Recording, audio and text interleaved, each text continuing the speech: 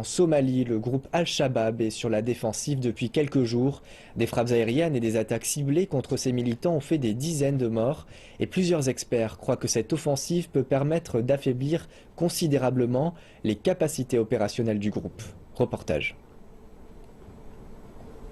Plusieurs victoires importantes contre Al-Shabaab ont été enregistrées au cours des derniers jours. Et c'est une frappe aérienne américaine samedi dernier qui a été de loin la plus significative. On estime que 150 militants du groupe ont été tués, dont plusieurs hauts gradés.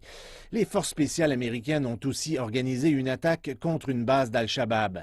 Les autorités somaliennes ont confirmé que 20 combattants du groupe ont été tués, même si Al-Shabaab prétend avoir pu repousser les attaques américaines.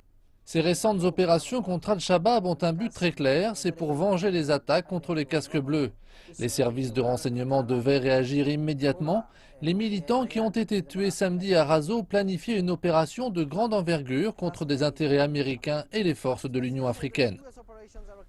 Plusieurs experts croient que les opérations américaines sont un signe de la plus grande collaboration entre les forces de l'ordre locales et internationales. Les autorités, ici à Mogadiscio, ont été saluées pour leur lutte antiterroriste. Et les experts demandent encore plus de frappes aériennes. La question est de savoir si ces frappes aériennes vont se poursuivre. Si c'est le cas, cela va changer le portrait de la guerre contre Al-Shabaab. Si les camps d'entraînement et les bases d'Al-Shabaab sont constamment pilonnés par des frappes aériennes, alors le groupe sera affaibli et l'impact direct sera que ses membres ne seront plus en mesure d'organiser des attentats. La mission de l'Union africaine en Somalie n'avait jamais bénéficié d'un soutien aérien. Cela représentait un des plus grands défis pour combattre de manière efficace les militants.